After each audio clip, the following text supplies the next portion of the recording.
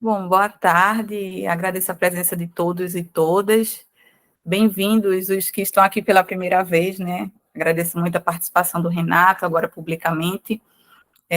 Hoje nós vamos conversar sobre o texto de Miroslav Milovic, Direito ao Corpo, em Nietzsche e Foucault. Eu dividi a exposição em três partes: o texto, o tema do corpo e por que Nietzsche e Foucault. Eu vou tentar ser breve na exposição para poder ouvi-los. Eu quero muito saber as impressões de vocês sobre esse texto que é tão instigante. Eu vou compartilhar aqui a tela para que vocês possam melhor acompanhar a exposição.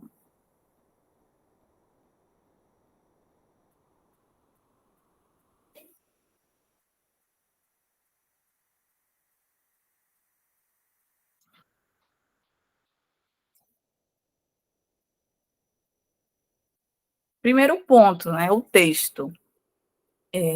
Hoje eu vou falar mais sobre a parte externa ao texto do que a parte interna do texto, e explico. Nesse encontro, eu escolhi destacar o aspecto particular do texto Direito ao Corpo em Nietzsche e Foucault, no contexto geral do projeto Direito como Potência.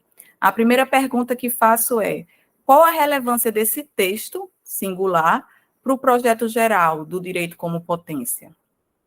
Eu fiz essa escolha, inclusive, porque muitos que estão no grupo de pesquisa não foram alunos de Miro. E é importante que todos entendam o que estamos fazendo nesse semestre aqui no grupo. Não estamos lendo textos espaços e desconexos. Existe uma multiplicidade de sentidos que estamos fazendo aqui com essas leituras no grupo de pesquisa. Se nos propuséssemos fazer uma genealogia do projeto Direito como Potência, como a faríamos?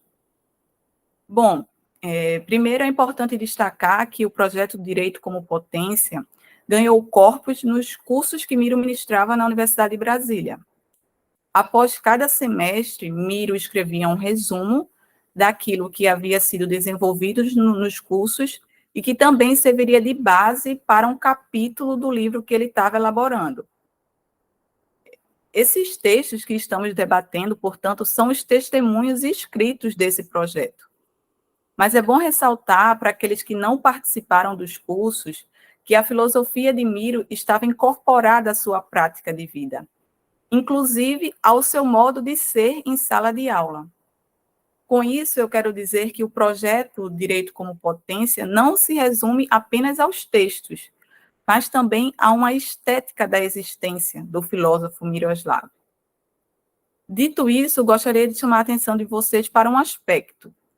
A sequência dos cursos do Direito como Potência que Miro ministrava na Universidade de Brasília não coincide com a sequência dos capítulos do livro que ele estava elaborando. Essa sequência destoa justamente em relação ao texto que estamos analisando hoje, Direito ao Corpo, em Nietzsche e Foucault. Faça, então, a segunda pergunta. Por que a sequência não coincide? Eu vou tentar desenvolver uma hipótese aqui com vocês, mas a pergunta segue aberta. Vejamos a sequência.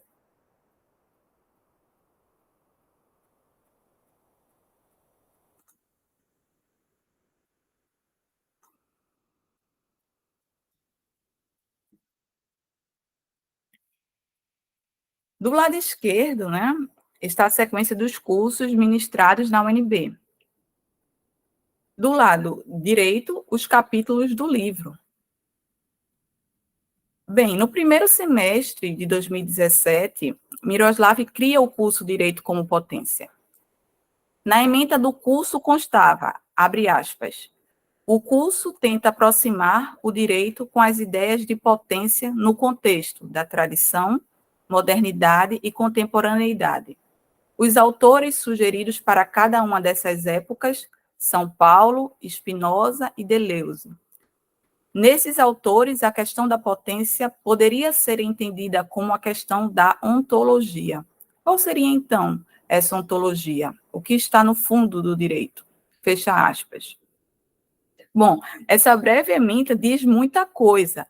Para nossa análise aqui, destaco que Miro inicialmente possuía como referência três autores para o projeto do direito como potência: São Paulo, Spinoza e Deleuze. para ele, parece claro que esses autores representam bem a tradição, a modernidade e a contemporaneidade.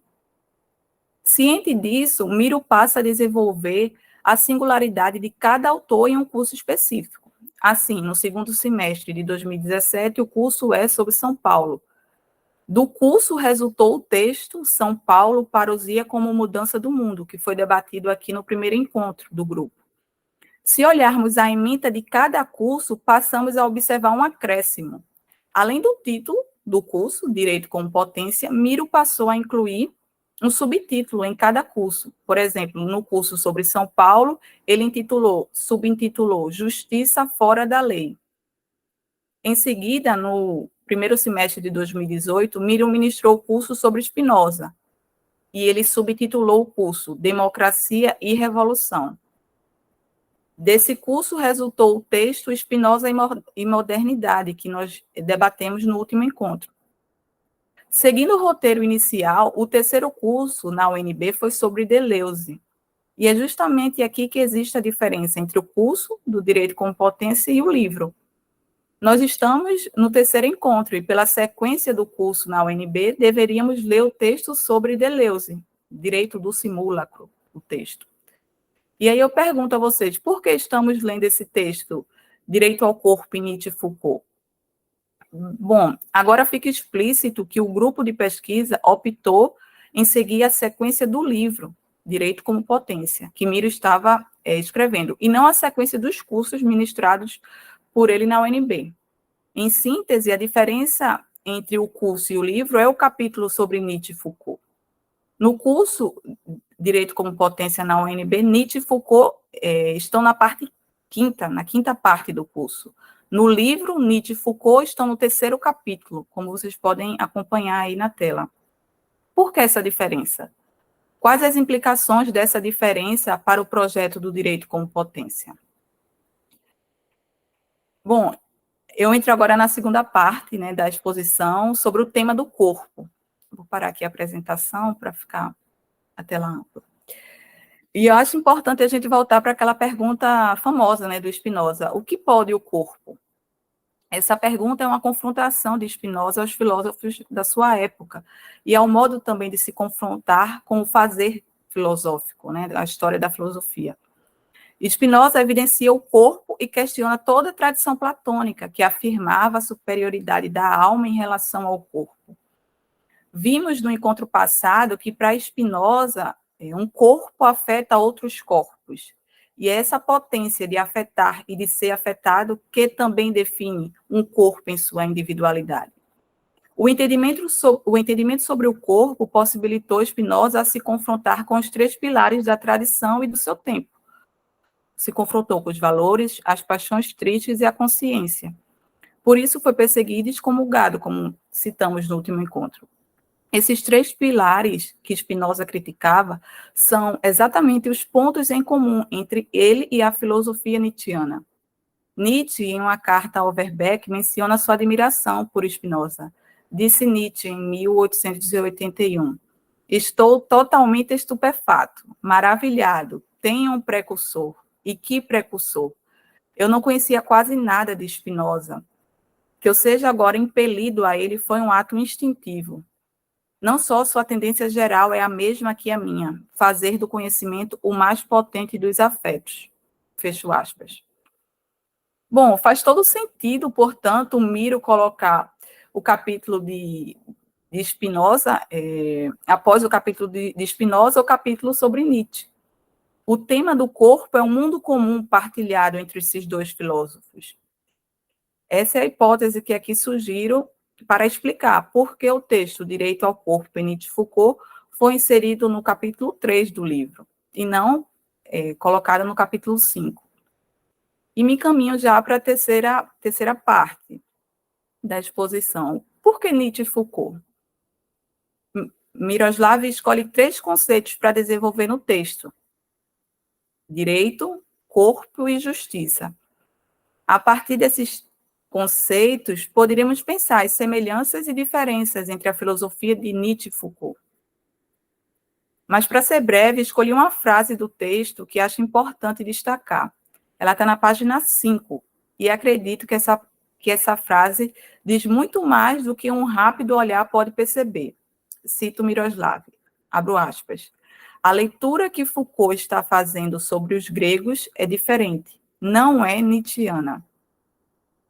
Essa afirmação de Miro tem muitos desdobramentos e até transformam ela em pergunta. Por que a leitura de Foucault não é nietzschiana? O que seria uma leitura nietzschiana sobre os gregos? Miro dá algumas indicações durante o texto. Cito Miro. Para Foucault, a filosofia grega não é logos, mas ergon. Isto é, a filosofia para Foucault não é um conhecimento, é uma prática, um modo de vida. Logo, não se trata de conhecer a si mesmo, mas cuidar de si mesmo. Esse cuidado de si é uma atitude para consigo, para com os outros, para com o mundo. Miro cita Foucault. Essa é a dimensão ética do pensamento Foucaultiano que Miroslav destaca. Nisso está implícito algumas premissas que eu acho importante explicitar. Primeiro, o diálogo de Foucault com os estoicos e o distanciamento de Foucault em relação ao platonismo.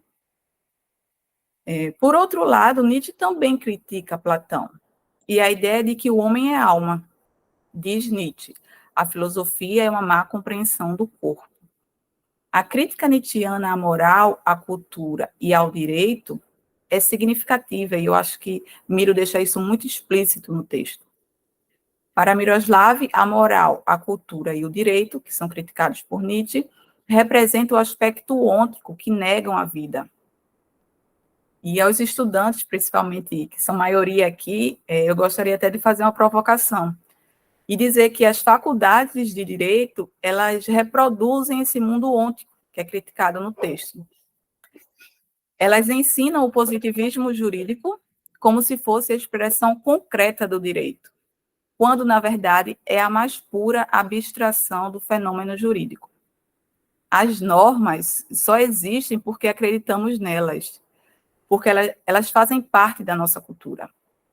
Para pensarmos a relação entre o abstrato e o concreto nas faculdades de direito e na modernidade, vou dar um exemplo. Diz a norma jurídica: a casa é asilo inviolável do indivíduo. Todo estudante aprende isso na faculdade. Pergunto para vocês hoje, qual casa? Qual indivíduo? Do morador do complexo do Alemão ou do indivíduo de Copacabana?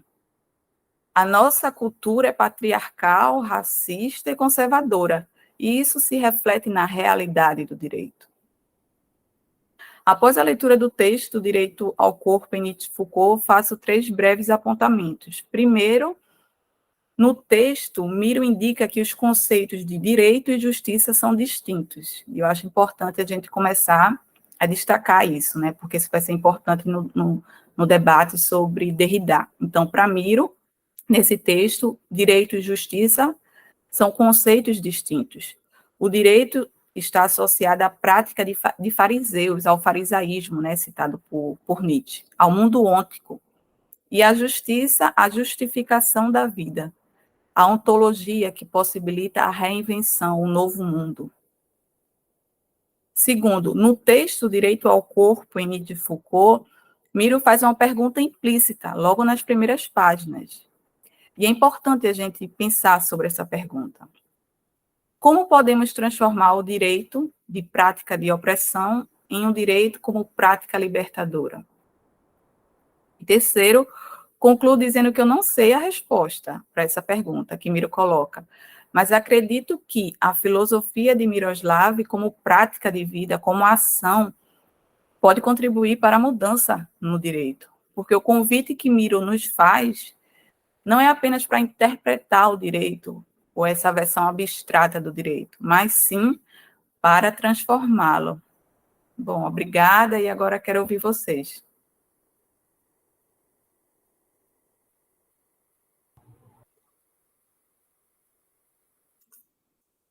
Se a professora me permite, eu gostaria de falar um pouco sobre o que eu achei do texto em si. Na verdade, eu achei esse texto super interessante. Foi um dos textos que eu mais gostei, que eu li até agora. porque ele bate muito com o que eu estudei, principalmente nos primeiros períodos de direito. E eu, lendo o texto, teve uma frase, nem chega nem a ser uma frase, uma parte que me, sabe quando choca? Que fala basicamente, fala nas palavras de Miro, que direito é uma opressão. E basicamente, a gente, nessas leituras, a gente esquece disso. Por exemplo, tem duas leituras que eu coloquei até aqui, que foi tanto de Angela Davis, que ela faz um apontamento da prisão ser somente uma nova forma de escravidão, já que a gente sabe as pessoas que vão para a cadeia. Não são todos como deveria ser. É somente as pessoas marginalizadas. Quando tem uma falta de um advogado que fique no pé, entre aspas, do judiciário. E também me remeteu muito a Inherig, que quando eu estava no segundo período de direito, a gente precisou ler A Luta pelo Dinheiro, de Rudolf von Inherig, e me lembrou desse seguinte trecho, se assim me permitir, eu gostaria de ler. Deixa eu ler.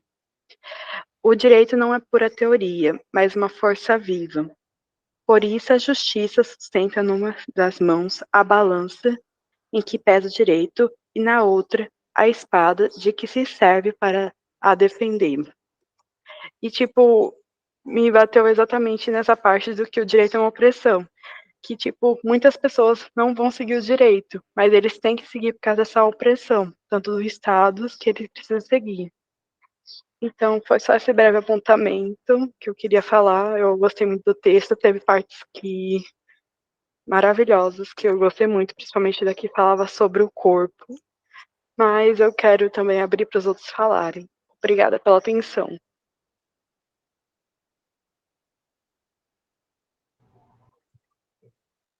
Muito legal, Daiane. Gostei da sua participação.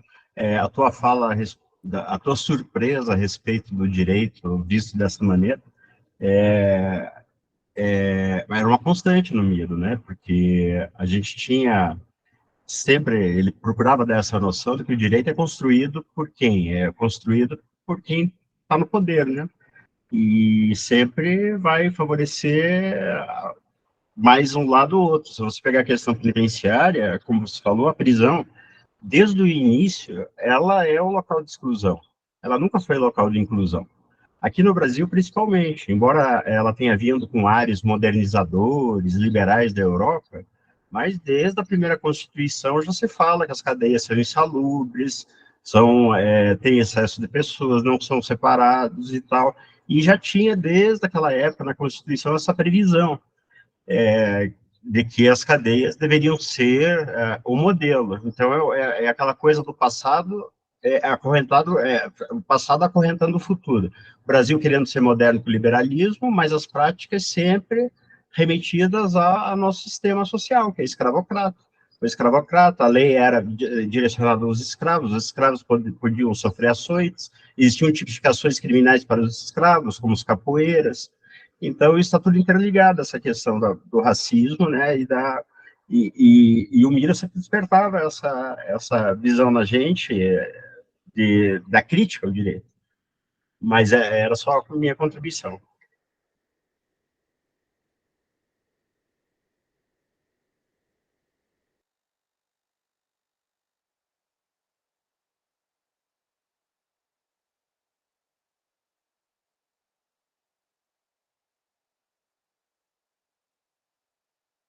Alguém mais quer falar? Por favor, um texto tão instigante. A palavra agora está com vocês.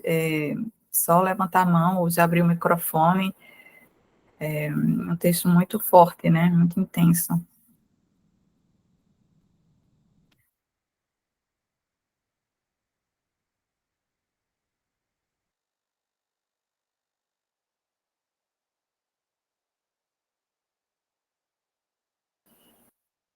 Teve outros conceitos, assim, que eu nem cheguei a falar na minha exposição, porque eu não queria tomar muito tempo, mas é interessante. A Nara, no primeiro encontro, destacou essa questão do conceito de amor-mundo que aparece lá, quando o Miro está falando sobre o texto especificamente sobre São Paulo, né?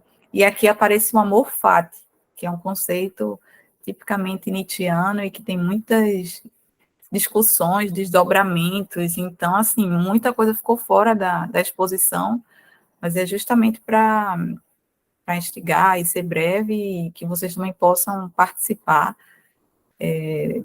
Se o Renato quiser complementar, porque assim, eu fiz um recorte, né, desses textos, são, na verdade, testemunhos escritos, né, de Miro, mas o Renato, o Adriano, eles participaram do curso, então eles vivenciaram, são praticamente testemunhas oculares, né, do curso. Então, se quiser acrescentar, Renato, alguma questão sobre o curso que chamava a atenção de você, no curso lá, Direito como Potência, enfim.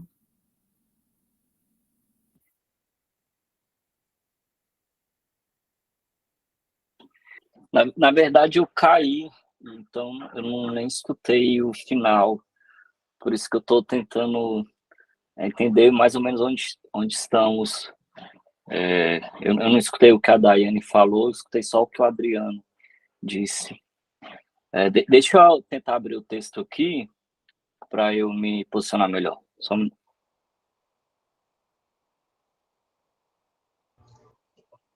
Isso pode ser, a gente pode colocar essa palavra amor no Miro, né? Porque ele vivia a vida assim, ele era acolhedor, ele tinha essa hospitalidade com todos, né? Então, o amor sempre foi uma coisa muito importante. E quando o Miro questionava o direito, nesse texto ele questiona e fala, por exemplo, que a regra, a gente não pode esperar da regra, da norma, tantas coisas, porque a vida não obedece uma norma, o amor não obedece uma regra, então a gente tem que deixar essa potência de dentro da gente não precisar de uma norma. E isso era uma coisa muito interessante no Miro, essa questão de você tá sempre questionando e tendo uma visão muito crítica a respeito da sociedade. Porque é assim que a gente promove a mudança, né? A filosofia do Miro era uma filosofia prática, ele vivia na vida e ensinava que a gente tem que transformar, a filosofia tem que transformar. Ela não pode ficar só no meio acadêmico, ela tem que ser objeto de transformação.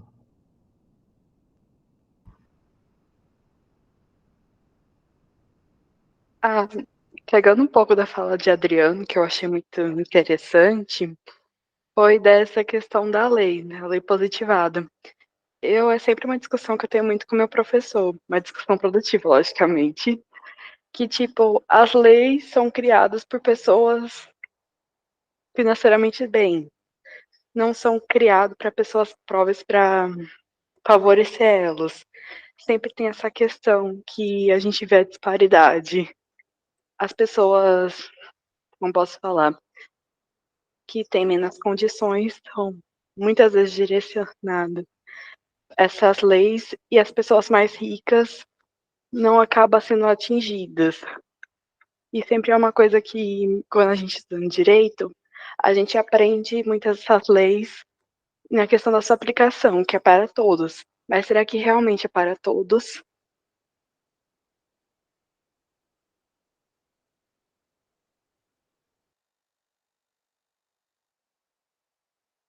Exatamente, eu acho que a importância do texto de Mira é colocar as perguntas, né? Assim, não, não tem uma resposta pronta, mas só da gente estar refletindo e pensando sobre isso, eu acho muito importante. E tivemos agora também a participação de Vânia. A Vânia entrou aqui na sala. Bem-vinda, Vânia. Se quiser participar, esse texto é tão é, inquietante, né? Então, sinta-se à vontade para se manifestar, todos que entraram também agora. Eu fiz uma exposição rápida sobre o texto, justamente para ouvir, né? Eu acho que é importante ouvir o que cada um tem a dizer sobre esse texto que é tão intenso.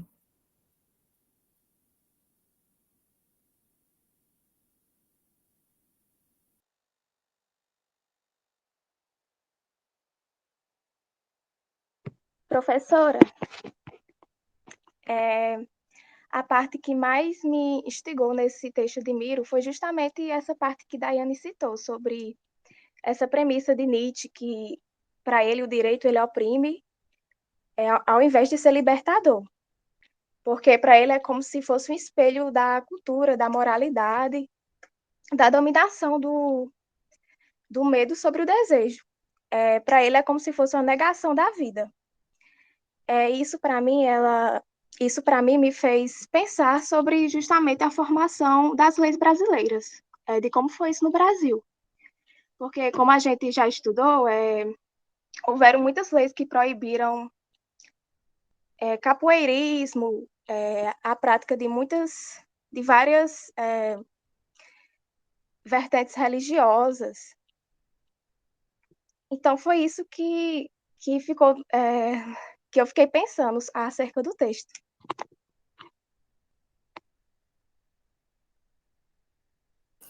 Muito obrigada, Jordana, Daiane, o fato de vocês falarem, né, eu acho que é bom também, porque, assim, só de a gente estar refletindo o que a gente está fazendo na faculdade, né, muitos dos estudantes nem querem refletir, é algo que é uma rotina, acredita naquilo que é ensinado, e eu acho que a função do grupo de pesquisa é isso, saber quem somos, saber o que estamos fazendo, né, e essa crítica que Miro faz é muito importante, essa ideia do abstrato e do concreto.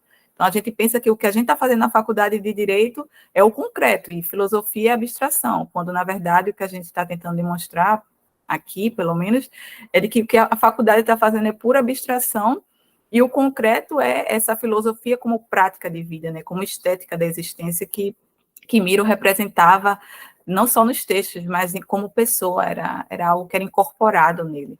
Então, que bom que ele conseguiu despertar em vocês essas reflexões. Professora, nessa fala de Jordana também poderia ser acrescentada a questão das leis quanto à mulher, né? Que por muito tempo a lei em si não beneficiou para todos, né? Muito tempo a mulher deixou de ser valorizada e as leis deixaram de atuar para servi-las, digamos assim, né? Para ter o seu direito ressarcido, porque demorou muito tempo para se criar leis que realmente funcionassem e fossem de respeito para esse grupo.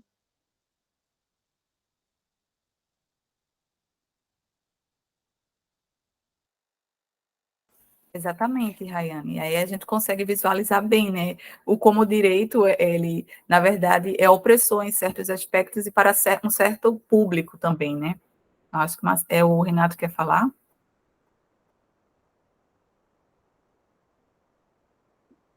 Não, então, eu vou comentar algumas coisas que, na verdade, era uma pergunta que eu sempre fazia para o Miro, encher o saco dele nisso, né? E aí, começando pelos termos, né? O Miro, quando ele foi para o direito, ele criou uma disciplina chamada Ética e Direito. E eu sempre falava, professor, não deveria ser ética e direito, deveria ser ética ou direito, né? Para sacanear sobre essa questão que é justamente da relação entre direito e justiça, que a gente está dizendo aqui, pressupondo que são dois âmbitos separados. E aí, para quem quiser especificar nesse estudo, tem um artigo do Benjamin, que é para a crítica da violência, que ele vai fazer essa diferenciação. E aí, um ponto que a gente está falando aqui, né, o direito como opressão. E aí me preocupa, acho que a Rayane disse, a Jordana, eu não escutei a Daiane, mas talvez a gente está falando que, bom, o direito criou-se várias leis que na verdade beneficiavam parcelas da população em detrimento de outras, ou criava-se leis proibitivas, por exemplo, contra os capoeiras, enfim, ou contra as mulheres. E a gente hoje fala assim, então a gente deveria criar direitos, né, para que essas populações elas se beneficiem, né?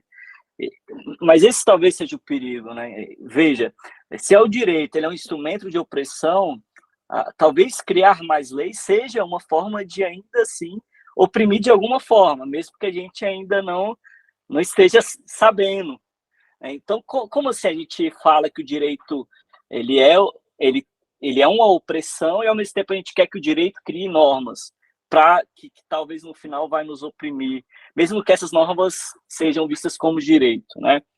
E Então, esse é o primeiro ponto, é muito mais um questionamento, e eu sempre falava isso com o Miro, eu falei, professor, como é que a gente está falando que o direito ele é opressão, e ao mesmo tempo a gente quer ver o direito como potência, né?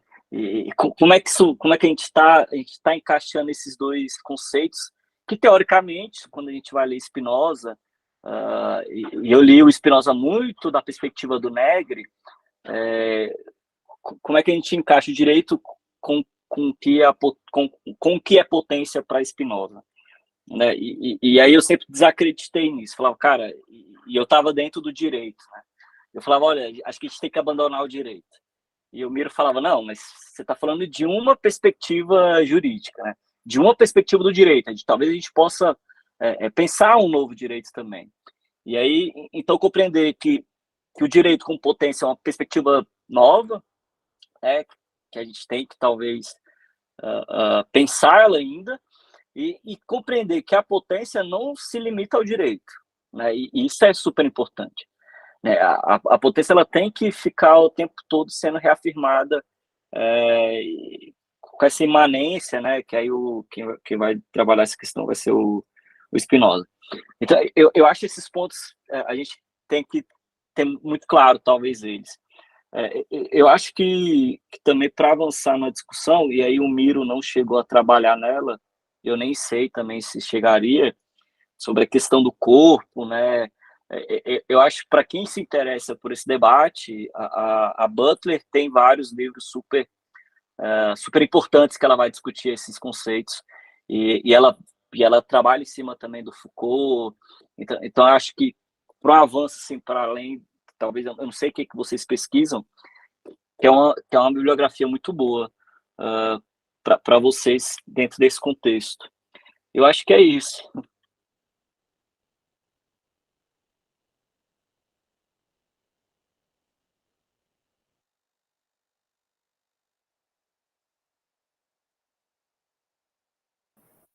Com a palavra, a Vânia, que ótimo, Vânia, que você está aqui entre nós. Pode falar. Oi, bom dia a todos. Desculpa, eu perdi a apresentação, mas agora peguei a fala do Renato. Então, só para seguir um pouco essa fala, que realmente que a gente discutia com o Miro, não?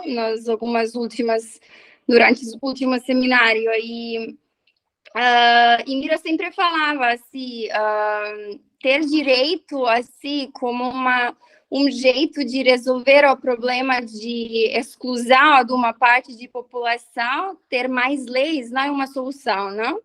Porque o direito que exclui como um fim para depois incluir, não? Incluído, assim, e a palavra incluir ou inclusão era uma palavra que irritava a Miro também, uma política de inclusão, o direito inclui, etc. Porque a gente precisa primeiro, assim, perguntar como o direito excluiu, não? E como faz um mecanismo depois para incluir. Isso é uma falta de autocrítica do direito, dessa especularidade dentro do direito, não? Mas também dentro desse campo, assim, dessa fala, a gente pode conectar, tá claro, com Benjamin, com tudo, mas também, para mim, assim, a questão com justiça sempre leva a questão do Derrida, não?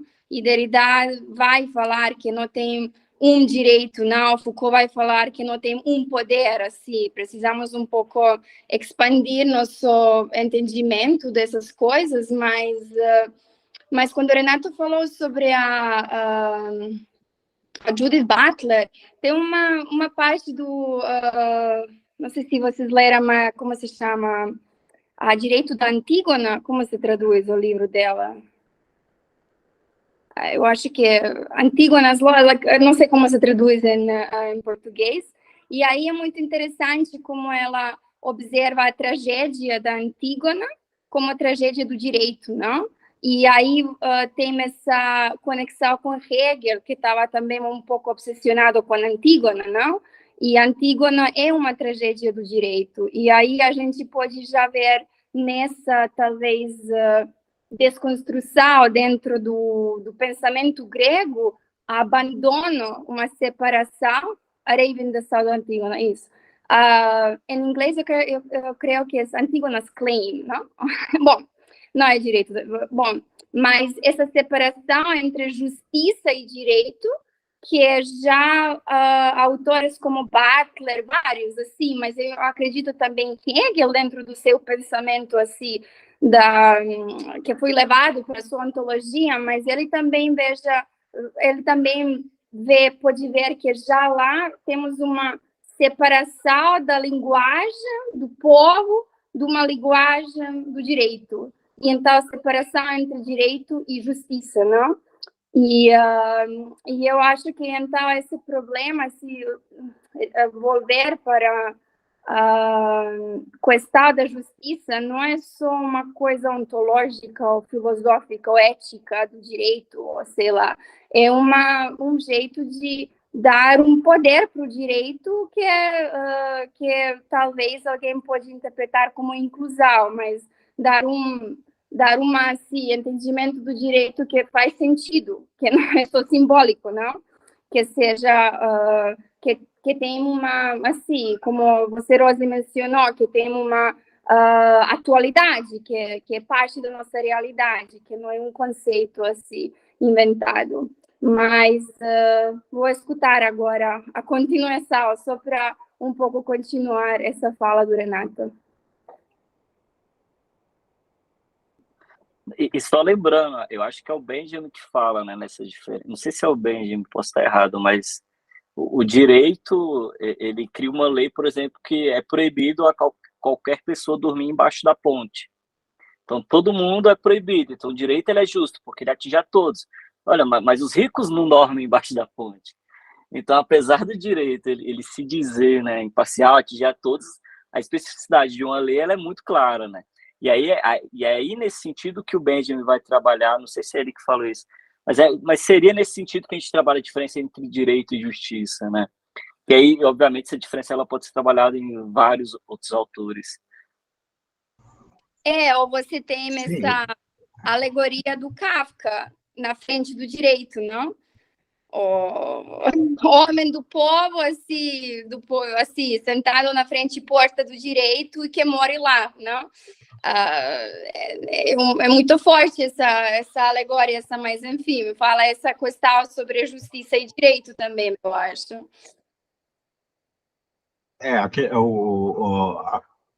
Não está só no pensamento do Paulo também, o Miro ressaltava, né? Se pensarem bem, foi a lei que matou Jesus, né? Então, tinha esse questionamento. Até no Paulo, ele resgatou isso no curso de Paulo.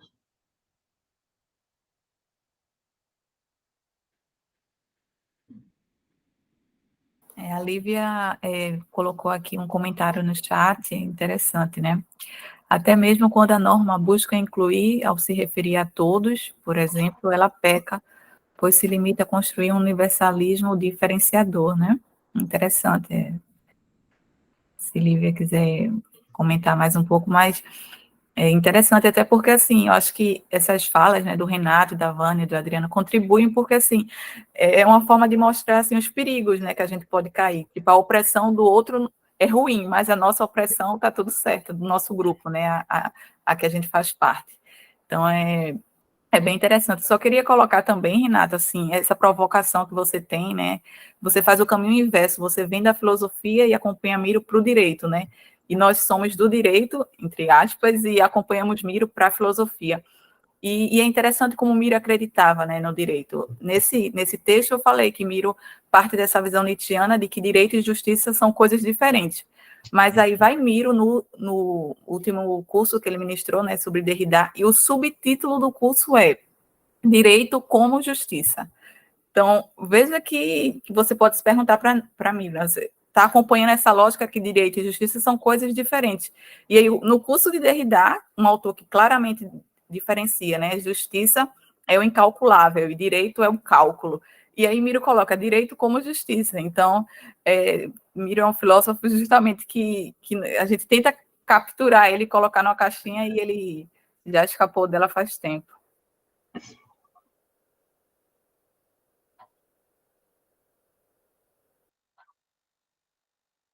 Só para perguntar aqui, talvez Renato ou Serose lembra, vocês lembram desse livro, Agamben Direito, que foi um livral que Miro comprou com um monte dos artigos sobre Agamben Direito?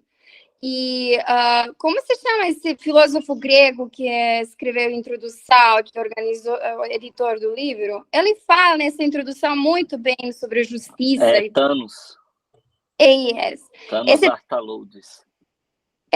Talvez podemos compartilhar esse texto muito bom sobre justiça e direito. Eu acho que comunica bastante bem com a ideia do aquele.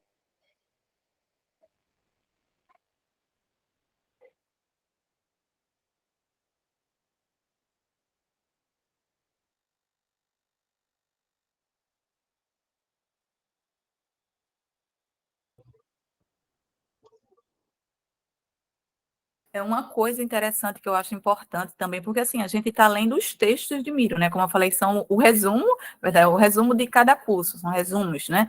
Mas cada curso ele trazia uma bibliografia gigantesca, então seria interessante a gente ler os autores que Miro estava lendo, né? Então, esse texto aí que a Vânia cita nesse livro, certamente ele estava lá na bibliografia do curso, quando o Miro ministrou o curso sobre a Agamben Negri, né?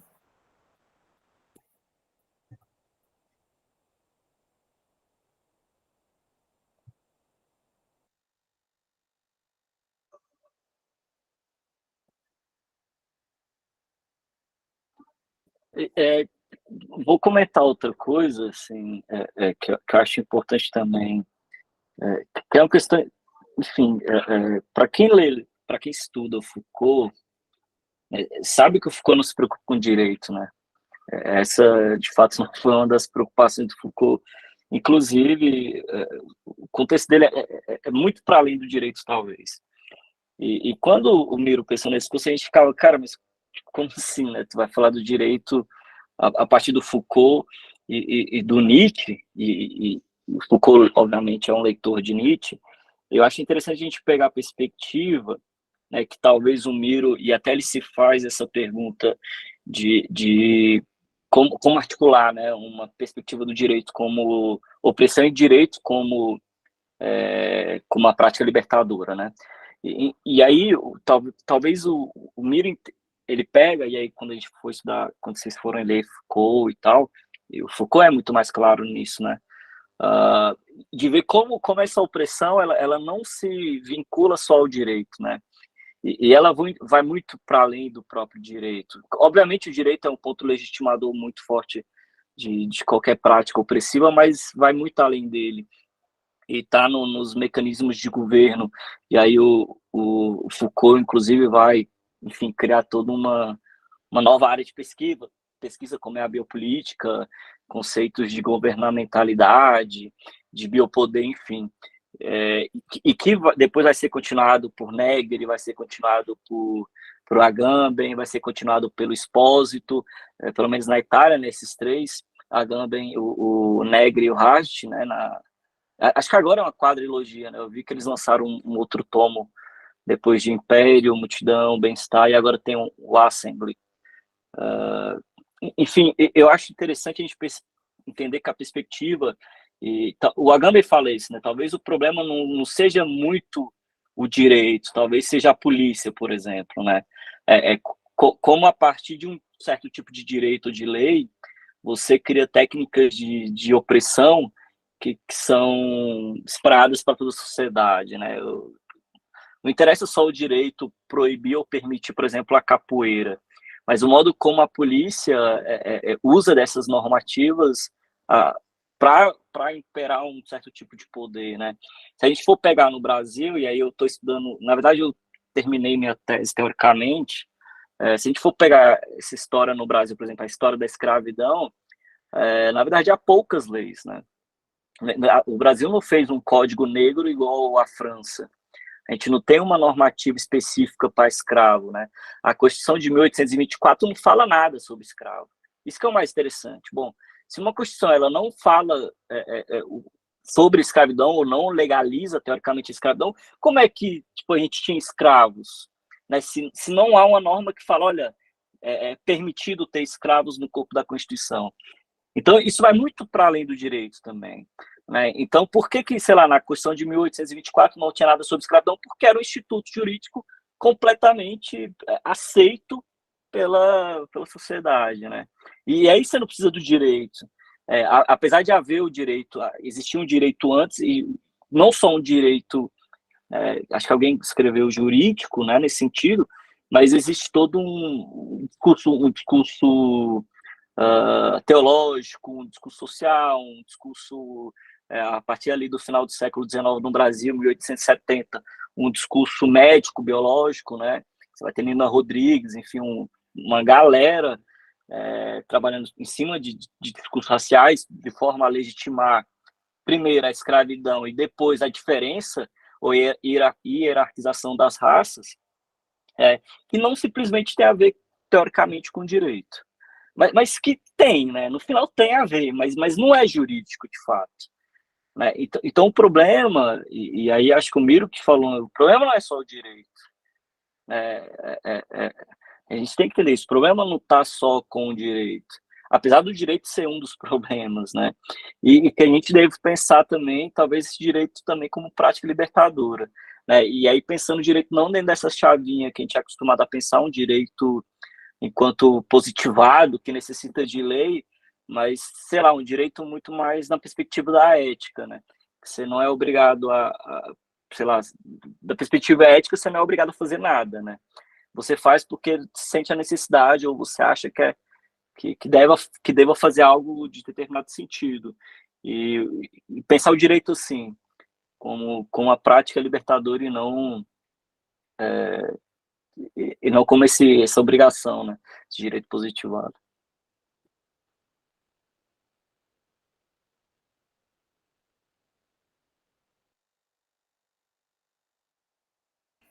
Bom, a gente pode fazer uma rodada final, né? A gente já está chegando perto das 14 horas, então quem quiser só levantar a mãozinha ou abrir o microfone. Essa fala do Renato me lembrou muito outro texto de Miro, que nem está, né, teoricamente, dentro desse projeto, o Direito com Potência, né? Um texto que ele escreve sobre Agamben Negri. E ele cita lá uma frase, acho que é do Agamben, que na época que eu li me marcou tanto que eu achei que loucura. Miro fala que em algum momento, né, as pessoas vão brincar com o direito como as crianças brincam com seus brinquedos, ou seja, é algo tão, passa assim a margem, sabe, não está nem na centralidade, não vai determinar nossas vidas, porque talvez o direito nem seja tão importante assim, né, não esse direito que se ensina nas faculdades. Mas, enfim, a gente pode fazer aqui uma rodada final e cada um dá uma contribuição final, e próximo encontro é texto muito instigante também, né, Direito do Simúlacro, sob Deleuze, e vamos em frente. Por isso que é importante essa questão de retirar o direito desse local sagrado, né, profanizar o direito, e esse direito que a gente conhece hoje, né, e na busca de um outro direito que realmente diga alguma coisa desse sentido.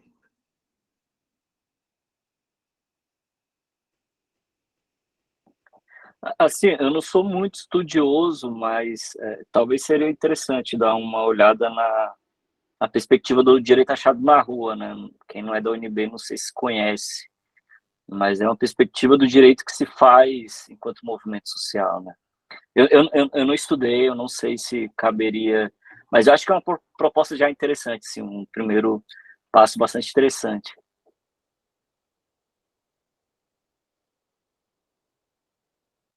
Eu lembro de Miro, o Miro falava assim, a pessoa genial aqui no curso do Direito, no departamento da UNB, foi Roberto Lira Filho, né? Ele sempre indicava aquele livrinho, O que é o Direito.